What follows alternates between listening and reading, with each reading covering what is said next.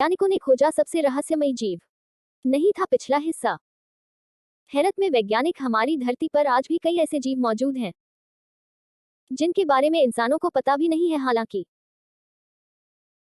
वैज्ञानिक लगातार इनको लेकर शोध में लगे रहते हैं। ऐसे में करीब 5 साल पहले चीन ने 54 करोड़ साल पुराने एक छोटे से जीवाश्म का विश्लेषण किया था, जिसमें यह निष्कर्ष निकाला गया कि ये नमूना एनिमल किंगडम की एक शाखा है।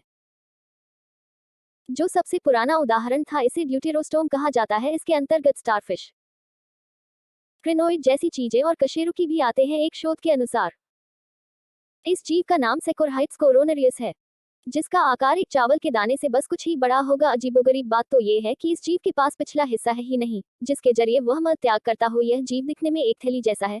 इसका एक उबड़-खाबड़ मुंह है, वहीं इसके मुंह के आसपास काफी सिलवटें व छेद भी नजर आए। कहा गया है कि ये सिलवटें व छेद आगे चलकर गिल्स और गले में विकसित हो जाते होंगे। एक्सरे के जरिए की गई जांच से सामने आया कि ये अजीब प्राणी कशेरुक परिवार से ताल्लुक नहीं रख सकता है। इसका मतलब ये कि ये इंसानों का पूर्वज नहीं हो सकता है। ये एक्सरे स्कैनिंग, इलेक्ट्रॉन माइक्रोस्कोपी और पार्टिकल एक्सेलरेटर से लिया गया था। जानकारी के मुताबिक इस जीव का शरीर करीब 0.04 इंच लंबा था। इसका बाहरी आवरण 2 लेयर वाला था। साथ ही इसके शरीर पर नुकीले उभार थे और मुंह के चारों ओर कुछ रेडियल सिलवटें थी। शोध के सह लेखक फिलिप डोनोग्यू यानी यूनिवर्सिटी ऑफ ब्रिस्टल के जीवाश्म विज्ञानी का कहना है कि हमने कई वैकल्पिक समूहों पर विचार किया जिनसे भी ये जीव जुड़ा हो सकता था। इनमें कोरल, एनीमोन और जेलीफिश शामिल थे, जिनके मुंह तो हैं लेकिन मलद्वार नहीं। इसके बाद वैज्ञानिक इस नतीजे पर पहुंचे हैं कि इस जानवर को एनिमल किंगडम के एक टीसोजोन ग्रुप में शामिल किया जा सकता है। ऐसे में यह कशेरुकी जीवों का पूर्वज साबित हुआ। डोनोग्यू का कहना है कि हमारे कंप्यूटेशनल विश्लेषण ने जानवरों के अन्य सभी जीवित समूहों के साथ सेकोरहाइट्स कोरोनरियस की शारीरिक रचना को लेकर तुलना की। कीड़े, केकड़े और राउंडवर्म्स यानी आर्थ्रोपोड्स और उनके रिश्तेदारों के साथ भी इसे मिलाने की कोशिश की। इसके बाद सामने आया कि सेकोरहाइट्स की इंसानों से कम,